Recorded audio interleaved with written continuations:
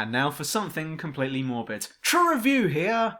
This time it's the top 10 saddest video game deaths in video game gaming deaths. Kind of ruined the atmosphere just there. Just as a warning for you all, this video will get pretty heavy at times. Oh yeah, and spoiler alert. You have been warned. Go!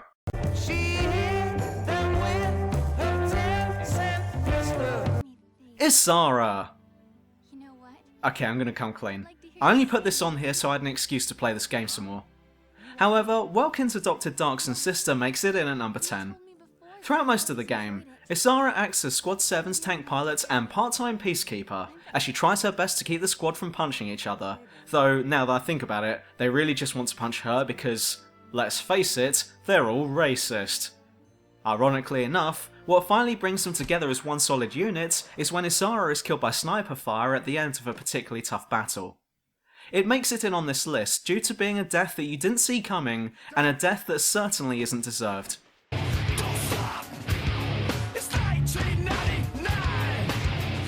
Jenny! For me personally, this was one of gaming's most powerful death scenes, due to its graphic depiction and for being over as quickly as it started. Jackie Estacado has enough on his plate during this game, having to fend off the same crime family that he had previously dedicated his life to, as well as being the host to an ancient and dark entity known as the Darkness. But when his fiancée Jenny is suddenly kidnapped, Jackie embarks upon the path of blood to try and track her down. You eventually find her in the hands of the mafia's boss, and as a means of teaching Jackie not to fuck with the Don, the boss kills Jenny in cold blood before his very eyes.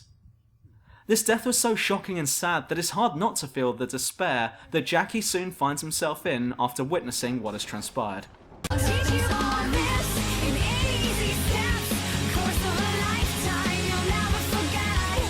Noble 6. Though the whole of Noble squad will qualify for this list, I felt that Noble 6 deserved this spot more.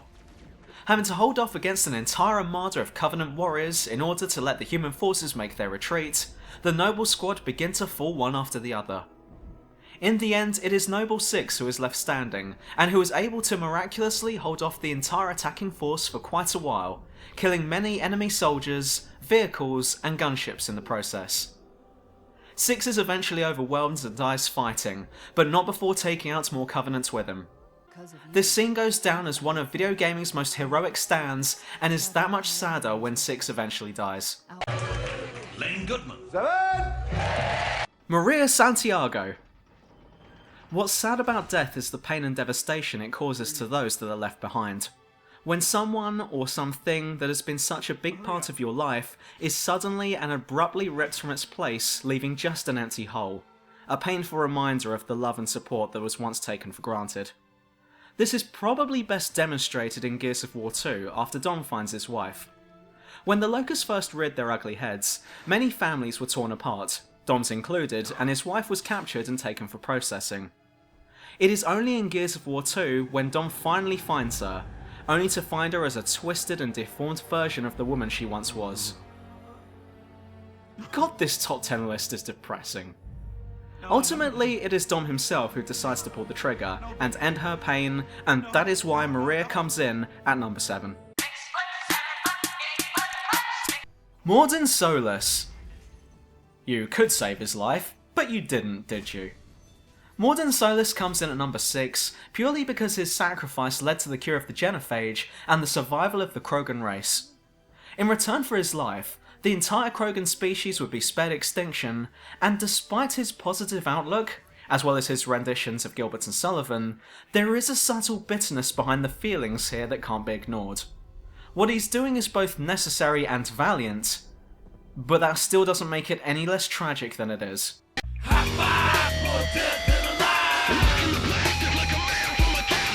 The boss. Her child was stolen from her, she has incurable radiation poisoning, her mission was to supposedly betray her country and be branded as one of history's most notorious traitors, and she was also forced to fight her brother-in-arms to the death, all in the name of serving her country. If there was ever a video game character who got the wrong end of the deal, then it's the boss from Metal Gear Solid 3. When Snake eventually kills her, the realization that everything that she has done and accomplished, as well as making the ultimate sacrifice as a way of preventing World War III would be ignored and brushed under the carpet, is just such a tragic end to one of the greatest soldiers to have ever lived. The boss suffered one of the greatest insults in video game history, and only Big Boss will ever remember her as the true patriot that she was.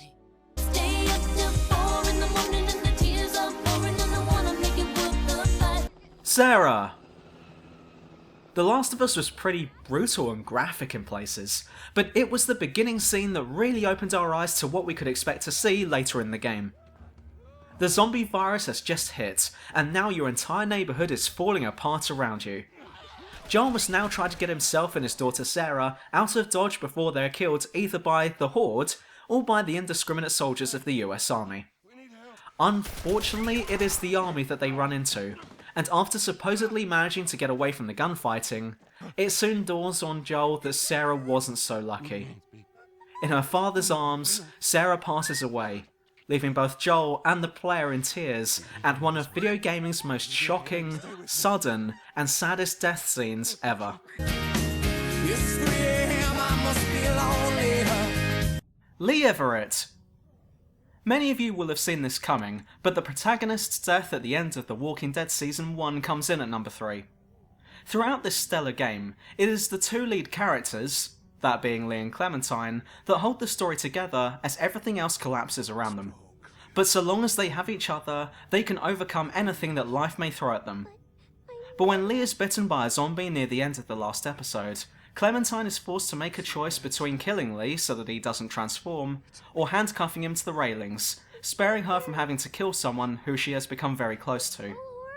Lee has been the one character who Clementine can depend upon in this harsh world, and it makes the ending to this series that much more sorrowful to then have him die on her, leaving her to fend for herself in this hell. The one thing you wished would never happen, happens soon before the credits roll, and what a way to end the series too. That's why Lee is in at number 3. John Marston. So John Marston has finished that dirty contract he had going with the State Marshal, and in return, his crimes have been forgiven, and he is allowed to retire from bounty hunting and being an outlaw to settle down on a ranch with his wife and child, and live out the rest of his life in peace. God knows he's earned it. But I'm afraid that this isn't the case, for John has been betrayed. Although it appears that the main story has ended, with most of the missions being given to you consisting of farm work and maintaining the ranch, when the federal state law shows up on your doorstep with a small army, it soon becomes apparent that John was never going to be allowed to live. John is able to send his wife and son to safety by confronting the attackers head on, but there is no way that anyone, maybe the Master Chief, could survive a firing squad, marking the end of John's tale. This scene is one of video gaming's most saddest and shocking death scenes, not only because of what his death means or because of how he got here, but also by the fact that you're given a chance to fight back. Of course you can try all you want, but you'll die anyway, it's scripted. But that doesn't deter from the facts and feelings, and that's why John Marston is in at number 2. Leaving... It's been 1 week since you looked at me, cocked your head to the side and said I'm angry. Aeris! Or Aerith, or Airhead, or... whatever. So, sorry to completely ruin the ending to this video, but we've had so much doom and gloom that I kind of want to vent right now. So, I thought Final Fantasy VII was okay. Not bad, but not great. Remember, each their own. Okay? But I honestly don't see why everyone goes on about Aerith's death, but hey, it's the number 1 voted for saddest video game death ever, so here it is at number 1. Driven by her desire to find the Promised Land and save the planet from... well, let's get the list out. Shinra mining all the Mako energy, a massive meteorite smashing into the planet, and Sephiroth. That's Sephiroth as an entity to save the planet from, not Sephiroth smashing into the planet. Aerith must use her ancient bloodline to guarantee the planet's future. Unfortunately, she isn't able to accomplish this, as after leaving Cloud and the others behind her... thanks for that, by the way. Aerith is tragically killed in front of everyone by the main villain of the game. This moment has stood the tests of time due to being one of the first sudden and tragic video game deaths that many of us experienced, and nothing beats that first experience. Going down in both infamy and in our memories as the single most saddest video game moment ever, Aerith's death arrives in at number 1. Look, I'm sorry. Final Fantasy VII just didn't click with me in the same way it did for most others. I still like it, just not as much as you do. Anyway, if you don't like me as much as I like you, that was a weird send-off line, then like this video and subscribe to my channel. Also, you can tell me how much you love me on Twitter by following me like a sexually frustrated stalker. See ya! Sometimes I think this life is killing me. I swear sometimes I think this life is killing me.